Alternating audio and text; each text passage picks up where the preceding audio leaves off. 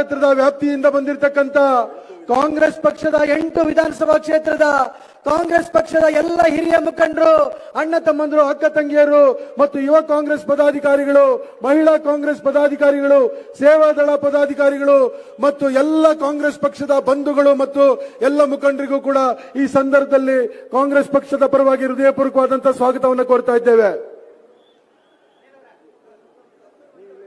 ಈಗ ತಮ್ಮನ್ನು ಉದ್ದೇಶಿಸಿ ನಮ್ಮ ಎಐಸಿಸಿಯ ಮಾಜಿ ಅಧ್ಯಕ್ಷರಾದಂತಹ ರಾಹುಲ್ ಗಾಂಧಿ ಅವರು ನಿಮಗೋಸ್ಕರ ಇಡೀ ಕಾಶ್ಮೀರದಿಂದ ಕನ್ಯಾಕುಮಾರಿವರೆಗೂ, ಕನ್ಯಾಕುಮಾರಿಯಿಂದ ಕಾಶ್ಮೀರವರೆಗೂ ಭಾರತ್ ಜೋಡೆ ಯಾತ್ರೆ ಮಾಡಿದಂತ ನಮ್ಮ ನಾಯಕರು ತಮ್ಮನ್ನು ಉದ್ದೇಶಿಸಿ ಮಾತನಾಡ್ತಾರೆ.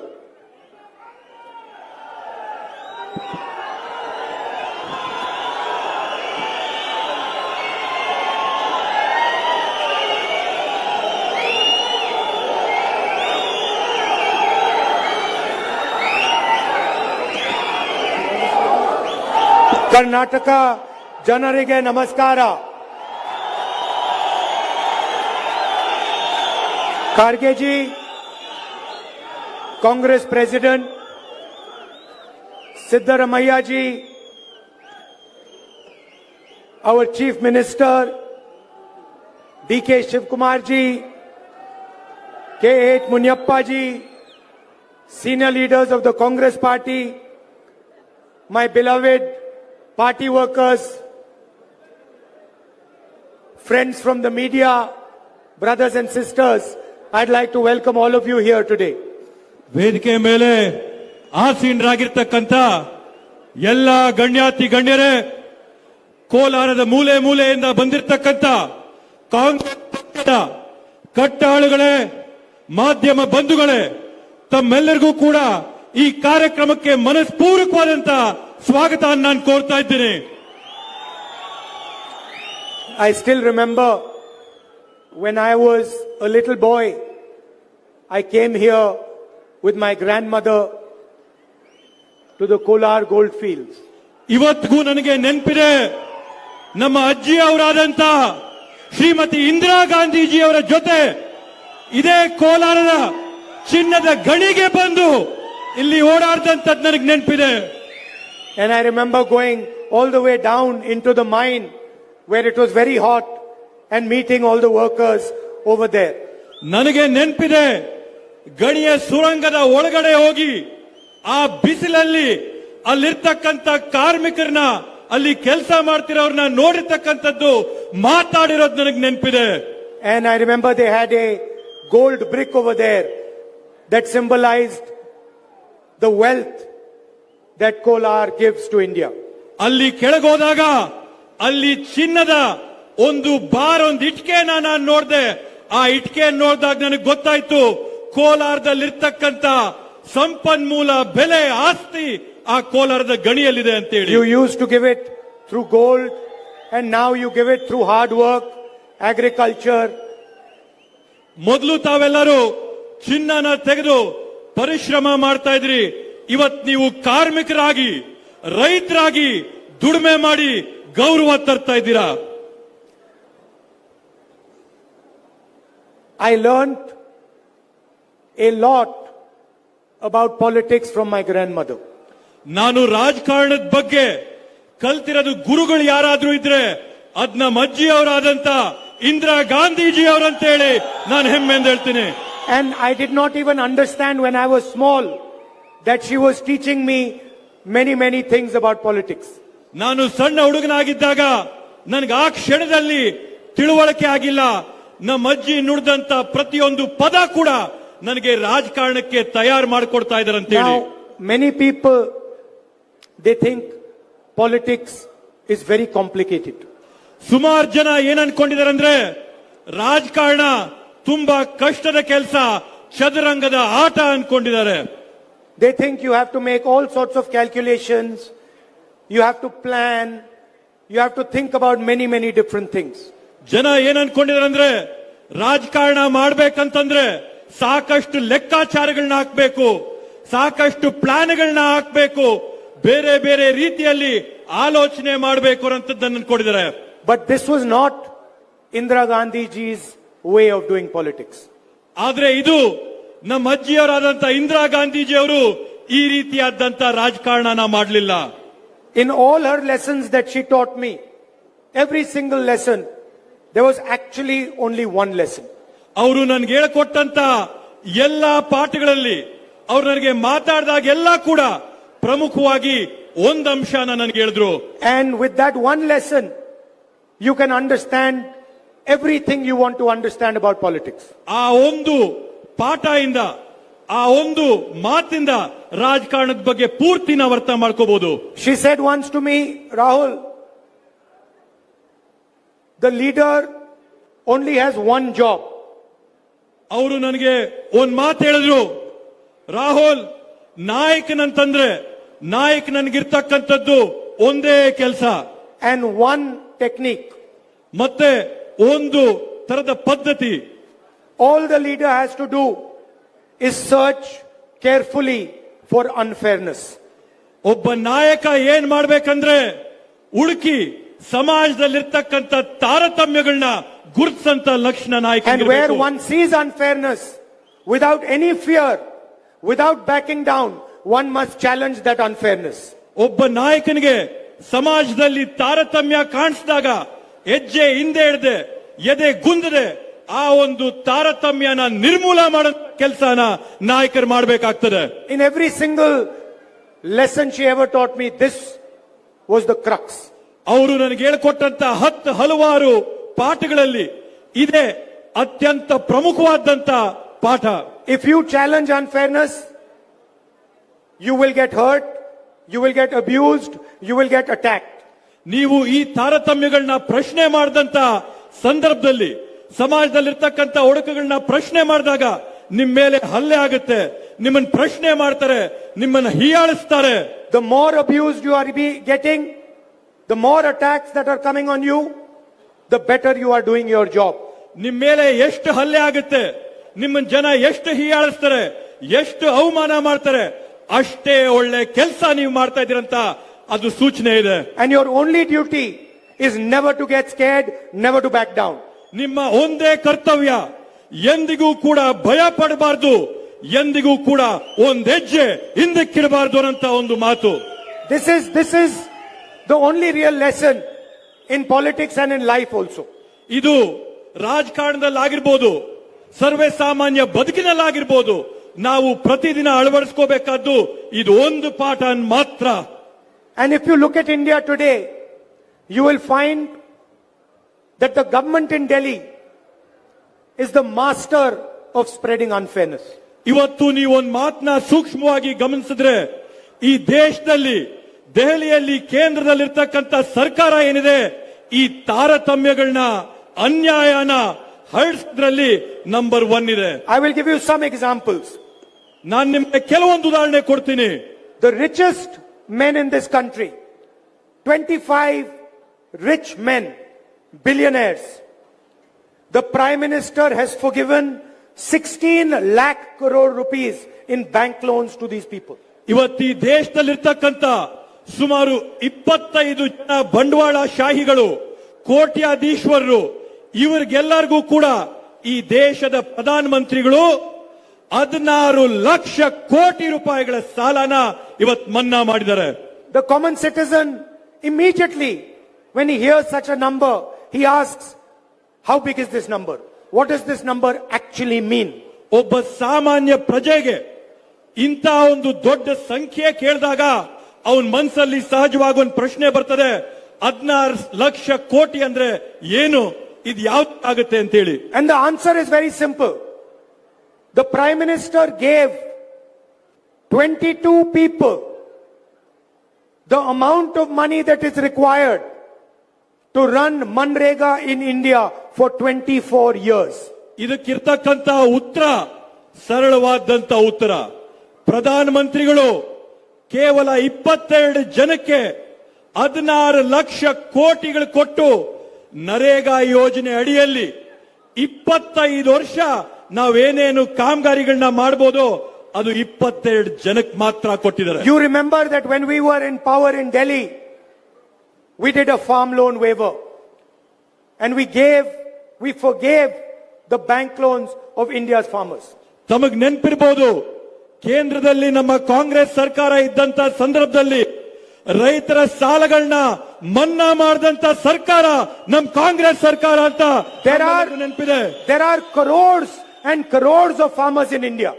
ಈ ದೇಶದಲ್ಲಿ ಕೋಟ್ಯಾಂತರ ರೈತರು ಇವತ್ತು ಬದುಕು ಮಾಡ್ತಾ ಇದ್ದಾರೆ. Now, if we started today and we forgave the farmers' bank loans for the next 24 years, it would still not amount to the money that Narendra Modi has given 25 business people. ನಾವು ಇವತ್ತು ಈ ತಕ್ಷಣ ಪ್ರಾರಂಭ ಮಾಡಿ ರೈತರ ಸಾಲಗಳನ್ನೆಲ್ಲ ಕೂಡ ಮನ್ನಾ ಮಾಡಿದ್ರೆ ಮುಂದೆ ಬರಂತ 24 ವರ್ಷ ನಾವೇನ್ ಸಾಲ ಮನ್ನಾ ಮಾಡ್ತೀವೋ ಅದಕ್ಕಿಂತ ಜಾಸ್ತಿ ಸಾಲ ಮನ್ನಾ ನರೇಂದ್ರ ಮೋದಿ ಅವರು ಅವ್ರ ಸ್ನೇಹಿತರಿಗೆ 22 ಜನಕ್ಕೆ ಸಾಲ ಮನ್ನಾ What you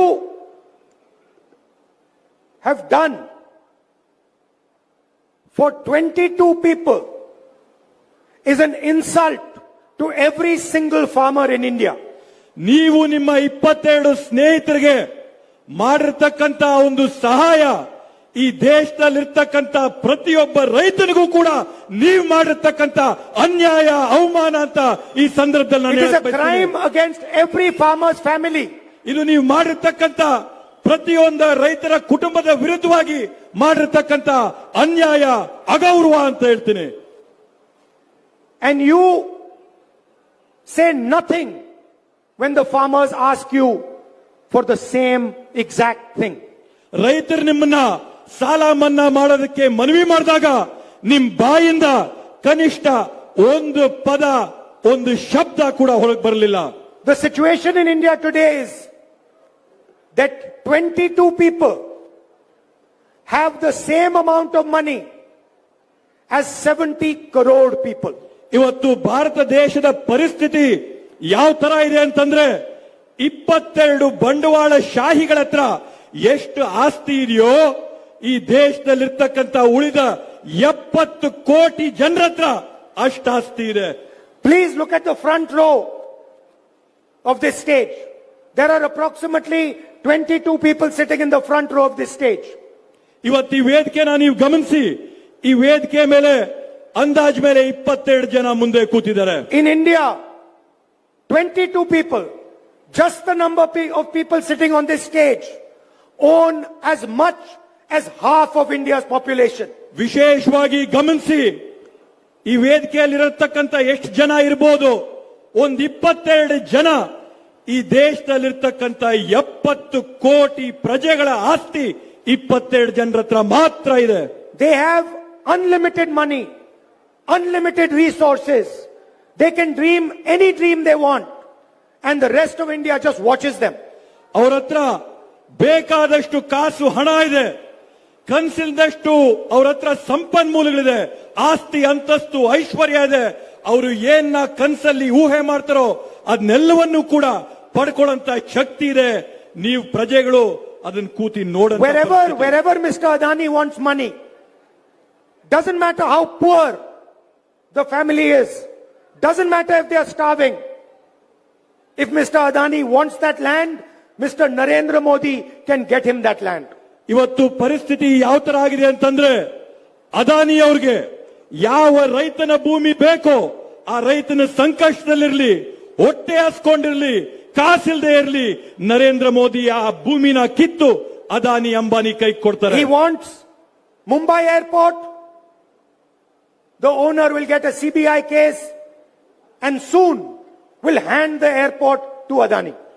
ಅದಾನಿ ಅವ್ರಿಗೆ ಮುಂಬೈಯಲ್ಲಿರ್ತಕ್ಕಂಥ ಏರ್ಪೋರ್ಟ್ ಬೇಕು ಅಂತ ಅವ್ರು ಆಸೆ ಪಟ್ರೆ ನರೇಂದ್ರ ಮೋದಿ ಅವರು ಅವ್ರ ಹತ್ರ ಇರ್ತಕ್ಕಂಥ ಇಡಿನ, ಐಟಿನ, ಸಿಬಿಐನ ಅವ್ರ ಮೇಲ್ ಬಿಟ್ಟು ಆ ಏರ್ಪೋರ್ಟ್ ನ ಅದಾನಿ ಕೈ ಕೊಡ್ತಾರೆ. He wants the storage facility of our farmers.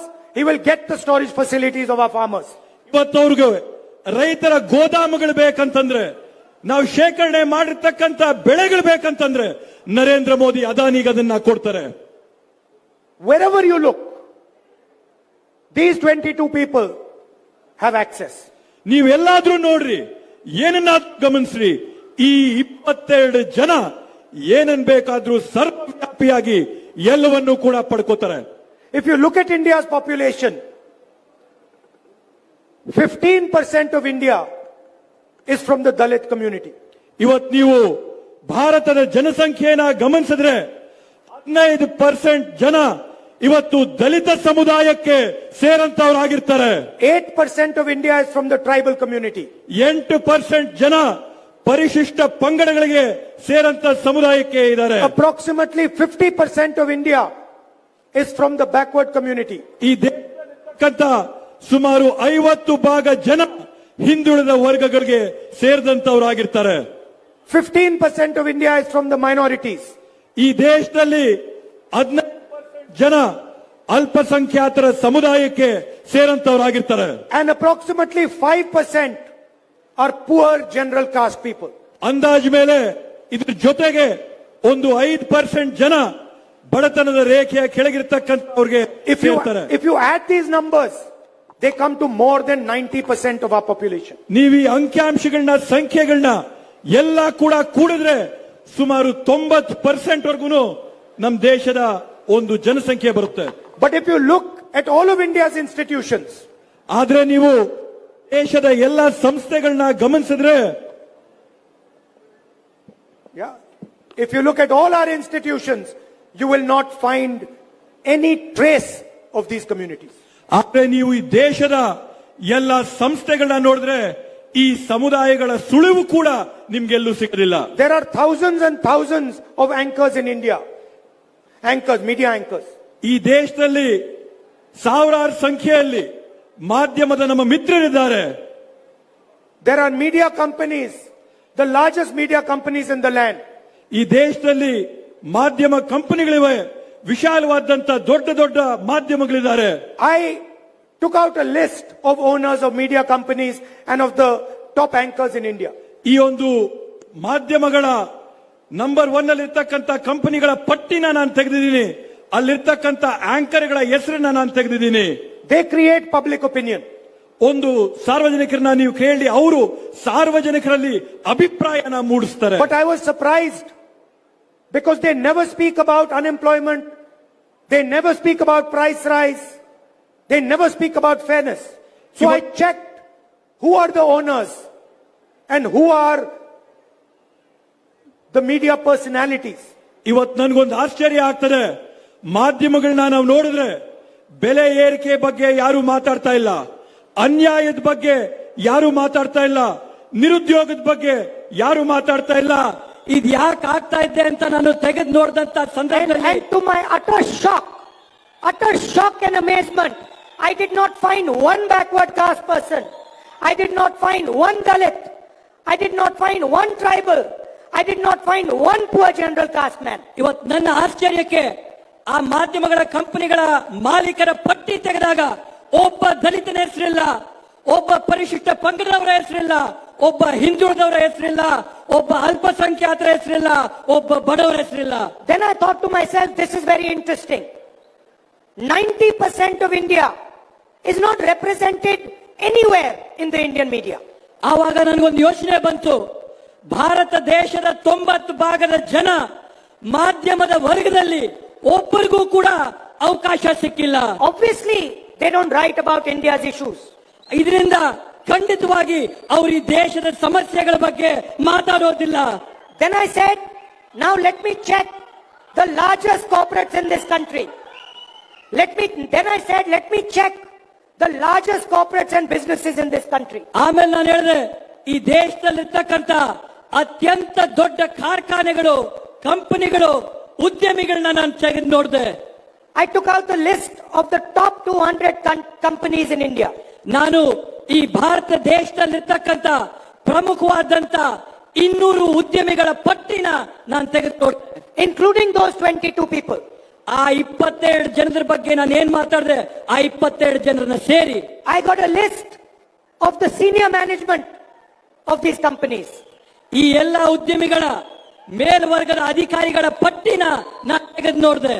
And then I looked at them and I found, to my shock, that there is not a single backward caste person who owns these companies. There is not a single Dalit, not a single Adivasi. None of them are owned by 90% of India. ಈ ದೊಡ್ಡ ಉದ್ಯಮಿಗಳು ದೊಡ್ಡ ಕಾರ್ಖಾನೆಗಳ ಪಟ್ಟಿ ನಾನು ತೆಗೆದು ನೋಡಿದಂತ ಸಂದರ್ಭದಲ್ಲಿ ಆ ಉದ್ಯಮಿಗಳ ಕಾರ್ಖಾನೆಗಳಲ್ಲಿ ಒಬ್ಬ ದಲಿತರ ಮಾಲೀಕರಿಲ್ಲ, ಒಬ್ಬ ಹಿಂದುಳಿದ ವರ್ಗದವರಿಲ್ಲ, ಒಬ್ಬ ಪರಿಶಿಷ್ಟ ಪಂಗಡದವರಿಲ್ಲ, ಒಬ್ಬ ಬಡ ಕುಟುಂಬದಿಂದ ಬಂದಂತವರಿಲ್ಲ. I called some of them. I know them. I called them. And I said, do you realize this?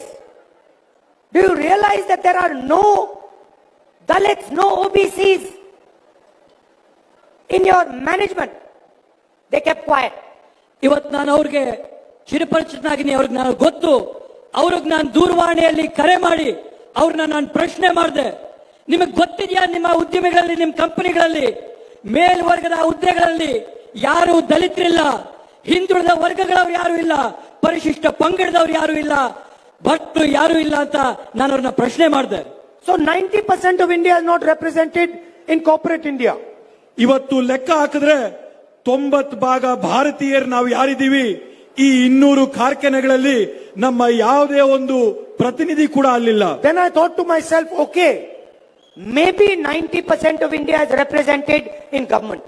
ಆವಾಗ ನಾನು ಆಲೋಚನೆ ಮಾಡಿದೆ, ಬಹುಶಃ 90% ಭಾರತೀಯರು ನಾವೇನಿದೀವಿ, ಸರ್ಕಾರದಲ್ಲಾದ್ರೂ ನಮ್ಗೊಂದು ಅವಕಾಶ ಭಾಗಿತ್ವ ಇರುತ್ತೆ So ಅನ್ಕೊಂಡೆ. I got the list of the 90 most important bureaucrats in the country, the people who run the government of India, IAS officers who decide every single rupee that is spent in the budget.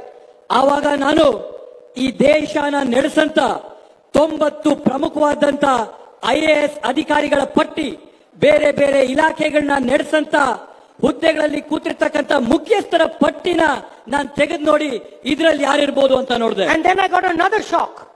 ಆವಾಗ ನನಗೆ ಮತ್ತೊಮ್ಮೆ ಆಶ್ಚರ್ಯ ಆಯಿತು. OBCs are 50% of India. ಹಿಂದುಳಿದ ವರ್ಗದವರು ಈ ದೇಶದಲ್ಲಿ 50% ಇದ್ದೀವಿ. 3 out of 90 officers belong to the OBC community. ಆದ್ರೆ ಹಿಂದುಳಿದ ವರ್ಗಗಳಲ್ಲಿ 90 ಅಧಿಕಾರಿಗಳಲ್ಲಿ ಬರೀ 3 ಮಾತ್ರ ಹಿಂದುಳಿದ ವರ್ಗಗಳಿಗೆ And they sit ಸೇರಿದವರು. in some backward office and have hardly any responsibility. ಅವ್ರಿಗೂ ಕೂಡ ಒಂದು ಯಾವುದೋ ಕೆಲ್ಸಕ್ಕೆ ಬಾರದೇ ಇದ್ದಂತ ಡಿಪಾರ್ಟ್ಮೆಂಟ್ ನ ಕೊಟ್ಟು ಹಿಂದೆಗಡೆ ಎಲ್ಲೋ ಕೂರಿಸಿದ್ದಾರೆ. 15% are Dalits. There are 3 Dalit officers. 15% ಈ ದೇಶದಲ್ಲಿ ದಲಿತರಿದ್ದಾರೆ, ಆದ್ರೆ ದಲಿತ ಅಧಿಕಾರಿಗಳಿರಂತದ್ದು ಬರೀ 3 ಮಾತ್ರ. 8% are Adivasis. There is 1 Adivasi officer.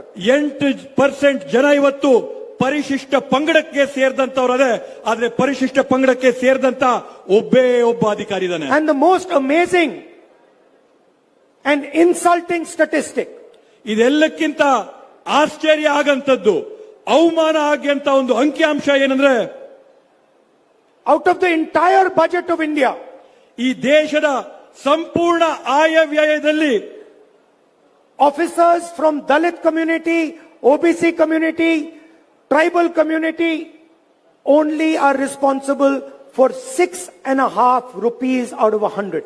ಲೆಕ್ಕ ಹಾಕೊಳ್ರಿ, ಈ ದೇಶದ ಆಯವ್ಯಯದಲ್ಲಿ 100 ರೂಪಾಯಲ್ಲಿ ದಲಿತರು, ಹಿಂದುಳಿದ ವರ್ಗದವರು, ಹಾಗೇನೆ ಪರಿಶಿಷ್ಟ ಪಂಗಡದ ಅಧಿಕಾರಿಗಳು 100 ರೂಪಾಯಲ್ಲಿ ಬರೀ 6.5 ರೂಪಾಯಿಗೆ ಮಾತ್ರ ಜವಾಬ್ದಾರಿ ಇರ್ತಕ್ಕಂಥದ್ದು. Imagine 90% of India has no say in how the budget is going to be distributed. ಇವತ್ತು ನೀವು ಲೆಕ್ಕ ಹಾಕೊಳ್ರಿ, 90% ಈ ದೇಶದ ಜನಕ್ಕೆ ಈ ದೇಶದ ಆಯವ್ಯಯಗಳ ಹಂಚಿಕೆ ಯಾವ ತರ ಆಗುತ್ತೆ ಅಂತೇಳಿ ಅದರಲ್ಲಿ ಅವ್ರಿಗೆ ಮಾತಾಡಕ್ಕೂ ಕೂಡ And ಒಂದು so then ಅವಕಾಶ I ಇಲ್ಲ. started to ask myself, where are the OBCs?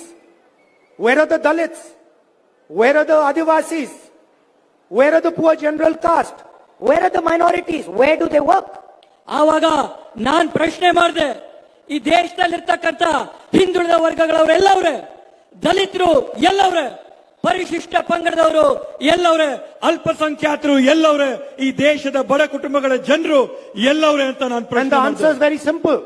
They are farmers, they are laborers, and if they work in the government of India, they are contract laborers and can be thrown out any day that is chosen.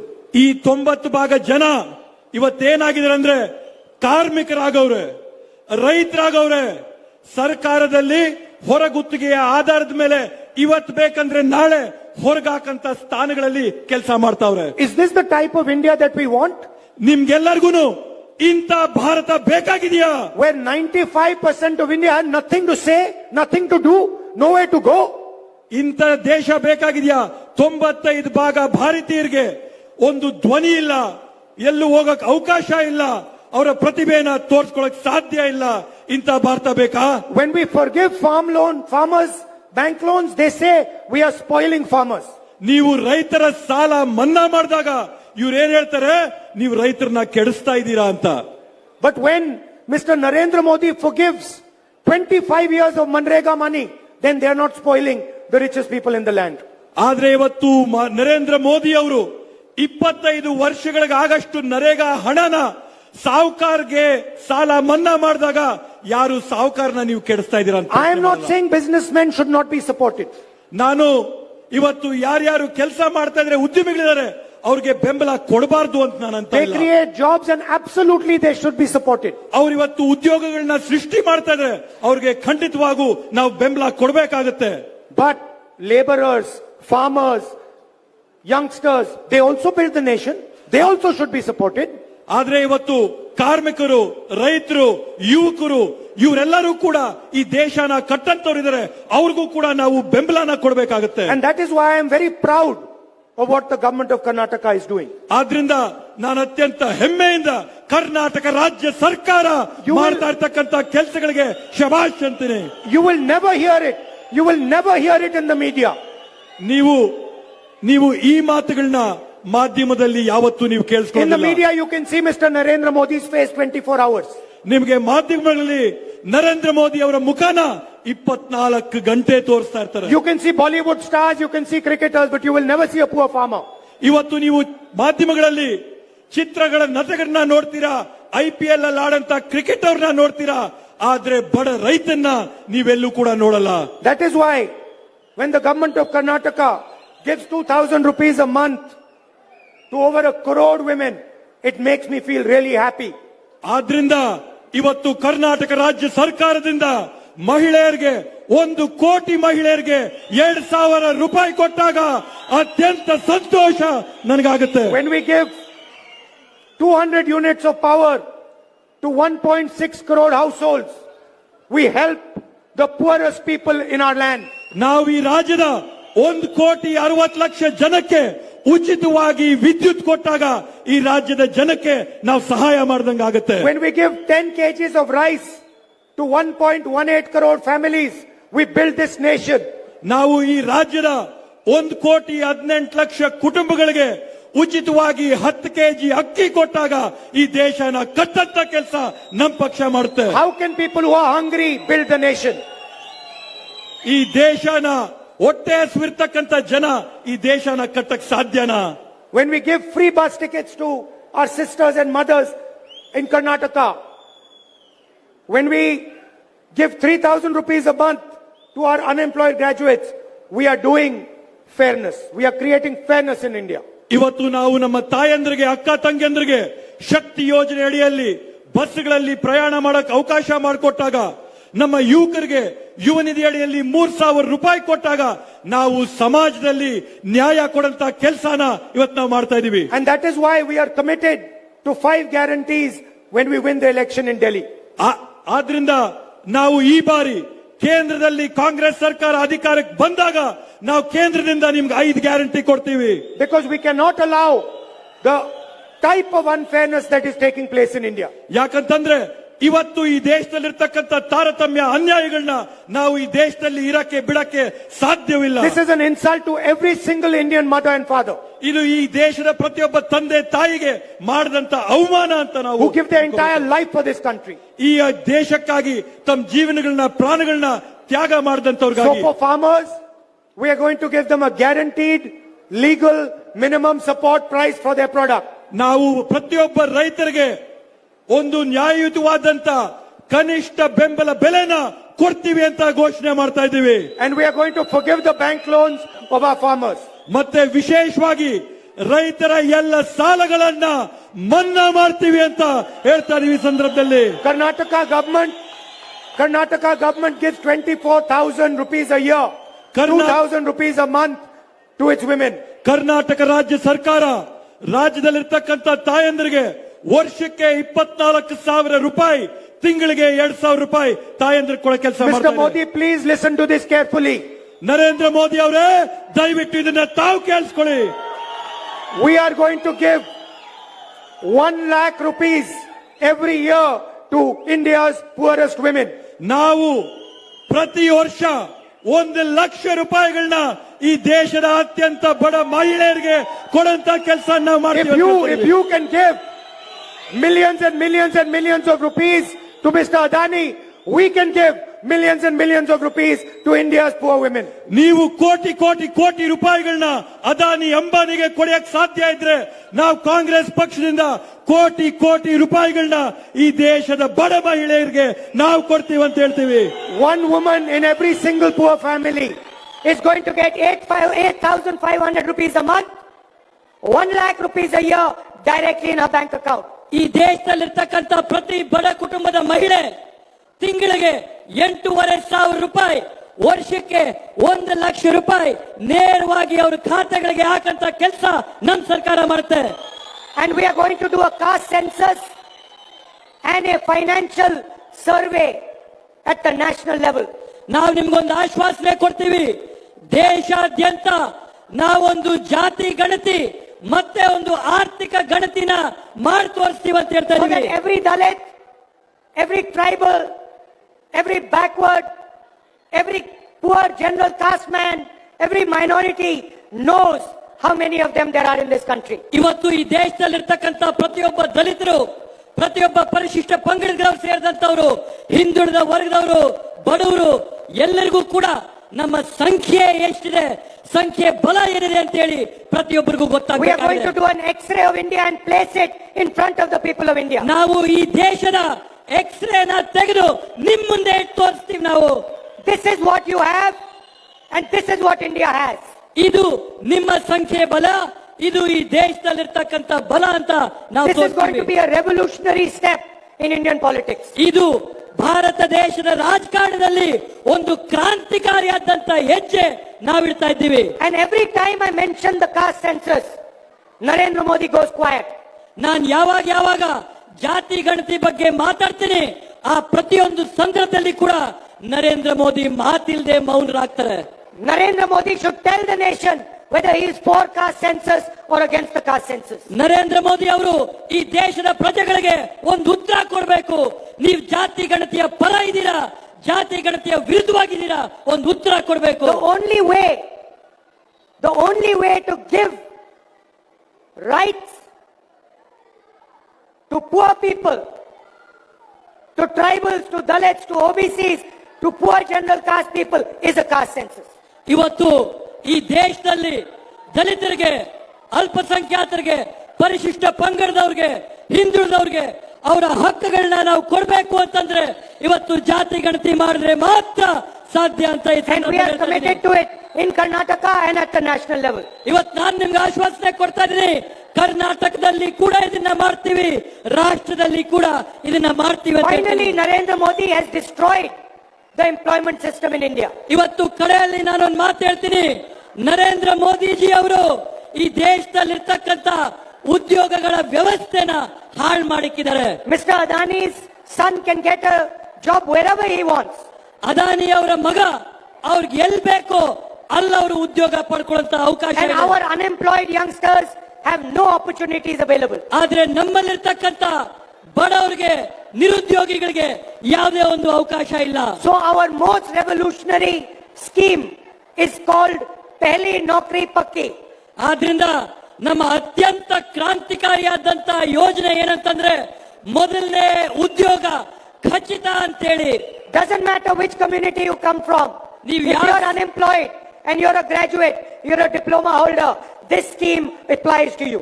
ನೀವು ಯಾವ ಸಮುದಾಯದಿಂದ ಬರ್ರಿ, ಯಾವ ಧರ್ಮದಿಂದ ಬರ್ರಿ, ಎಲ್ಲಿಂದಾದ್ರೂ ಬರ್ರಿ, ನಿಮ್ಮ ಮೊದಲನೇದಾದ್ರಂತ ಉದ್ಯೋಗ, ನೀವು ಡಿಪ್ಲೊಮಾ, ಇಂಜಿನಿಯರ್ ಏನಾದ್ರೂ ಆಗಿರ್ಬೋದು, ಮೊದಲನೇ ಉದ್ಯೋಗ guarantee. You will get 1 year apprenticeship guaranteed to you, 1 lakh rupees a year and the best training that is available. ನಿಮ್ಗೆ ಒಂದು ವರ್ಷದಲ್ಲಿ ನಿಮ್ಗೆ 1 ಲಕ್ಷ ರೂಪಾಯಿ ನಮ್ಮ ಸರ್ಕಾರದ ಕಡೆಯಿಂದ ಬರ್ತಾರೆ. ಉಚಿತವಾಗಿ ನಿಮಗೆ ಅಪ್ರೆಂಟಿಸ್ಶಿಪ್ ತರಬೇತಿ ಸಿಗುತ್ತೆ. ಅದರ ಜೊತೆಗೆ ಉತ್ತಮ ಗುಣಮಟ್ಟವಾದಂತ ಕೌಶಲ್ಯ ತರಬೇತಿ ನಿಮಗೆ ಸಿಗುತ್ತೆ. And India will get the best trained, most intelligent workforce in the world. ಮುಂದಿನ ದಿನಗಳಲ್ಲಿ ಭಾರತದಲ್ಲಿ ಅತ್ಯುತ್ತಮವಾದಂತ ಒಂದು ಕೆಲಸ ಮಾಡಂತ ಜನ ಕಾರ್ಮಿಕರಿಗೆ ಸಿಗುತ್ತೆ, ಅವ್ರಿಗೆ ಉದ್ಯೋಗ ಸಿಗುತ್ತೆ, ಅವ್ರಿಗೆ ತರಬೇತಿ ಕೌಶಲ್ಯ ಸಿಗುತ್ತೆ. This apprenticeship will be available in the private sector, in the public sector, in PSUs. ಈ ಒಂದು ಅಪ್ರೆಂಟಿಸ್ಶಿಪ್ ಟ್ರೈನಿಂಗ್ ಪ್ರೋಗ್ರಾಮ್ ಖಾಸಗಿ ಸಂಸ್ಥೆಗಳಲ್ಲಿ ನಾವು ಕೊಡ್ತೀವಿ, ಸರ್ಕಾರದಲ್ಲಿ ಕೊಡ್ತೀವಿ, ಅರೆ ಸರ್ಕಾರದ ಕಂಪನಿಗಳಲ್ಲಿ ಕೂಡ ನಾವು ಇದನ್ನು ಕೊಡ್ತೀವಿ. And it will be a path into the job market for millions and millions of youngsters. ಇದು ಲಕ್ಷಾಂತರ ಜನಕ್ಕೆ ಒಂದು ಹುದ್ದೆಗಳಿಗೆ ಕೆಲಸಕ್ಕೆ ಹೋಗಕ್ಕೆ ಒಂದು ಮಾರ್ಗವಾಗಿ ನಿಲ್ಲುತ್ತೆ. I'd like to thank all of you for coming here this evening. ನಾನು ತಮ್ಮೆಲ್ಲರಿಗೂ ಕೂಡ ಮನಸ್ಪೂರ್ವಕವಾದಂತ ಧನ್ಯವಾದಗಳನ್ನ ಸೂಚಿಸ್ತೀನಿ ಇವತ್ತಿಲ್ಲಿ ಬಂದಿರೋದಕ್ಕೋಸ್ಕರ. Please remember, we want a fair India. ದಯವಿಟ್ಟು ಜ್ಞಾಪಕ ಇಟ್ಕೊಂಡಿರಿ, ನಮ್ಗೆ ನ್ಯಾಯವಾದಂತ ಭಾರತ ಬೇಕಾಗಿದೆ. An India where everybody has dignity. ಒಂದು ಭಾರತ ಎಲ್ಲಿ ಎಲ್ಲರಿಗೂ ಕೂಡ ಸಮಾನವಾದಂತ ಗೌರವ ಇದೆ. An India where everybody has respect. ಒಂದು ಭಾರತ ಎಲ್ಲಿ ಎಲ್ಲರನ್ನೂ ಕೂಡ ಗೌರವದಿಂದ ಪ್ರೀತಿಯಿಂದ ಕಾಣುತ್ತದೆ. Not an India where 25 people own everything. ನಮ್ಗೆ 25 ಜನ ಎಲ್ಲ ಆಸ್ತಿನ ಇಟ್ಕೊಂಡ್ರಂತ ಭಾರತ ಬೇಡ. So vote taking that into account. ದಯವಿಟ್ಟು ಈ ಬಾರಿ ನೀವು ಮತ ಹಾಕಿದಾಗ ಇದನ್ನ ನೀವು ಗಮನದಲ್ಲಿಟ್ಕೊಳ್ಳಿ. Support our candidates. Thank you very much. ನಮ್ಮ ಅಭ್ಯರ್ಥಿಗೆ ದಯವಿಟ್ಟು ನೀವು ಬೆಂಬಲ ಕೊಡಿ. And to all the Congress workers, to all the Congress workers, ತಮ್ಮೆಲ್ಲ ಕಾಂಗ್ರೆಸ್ ಕಾರ್ಯಕರ್ತರಿಗೆ, you are our tigers and tigresses. ಪ್ರತಿಯೊಬ್ಬ ಕಾಂಗ್ರೆಸ್ ಕಾರ್ಯಕರ್ತ ಹುಲಿಗಳು, ನೀವೇ ಧೈರ್ಯರು. Our ideology is in your blood. ನೀವು ಈ ದೇಶಕ್ಕೋಸ್ಕರ ತಮ್ಮ ರಕ್ತದಿಂದ Show these BJP people what a Congress worker is. ಇವತ್ತು ಈ ಬಿಜೆಪಿ ಅವ್ರಿಗೆ ಕಾಂಗ್ರೆಸ್ ಕಾರ್ಯಕರ್ತ ಅಂದ್ರೆ ಏನಂತ ನೀವು ತೋರಿಸಿ. Namaskar. ನಮಸ್ಕಾರ. ರಾಹುಲ್ ಗಾಂಧಿ, ರಾಹುಲ್ ಗಾಂಧಿ, ರಾಹುಲ್ ಗಾಂಧಿ, ರಾಹುಲ್ ಗಾಂಧಿ, ರಾಹುಲ್ ಗಾಂಧಿ, ರಾಹುಲ್ ಗಾಂಧಿ, ರಾಹುಲ್ ಗಾಂಧಿ.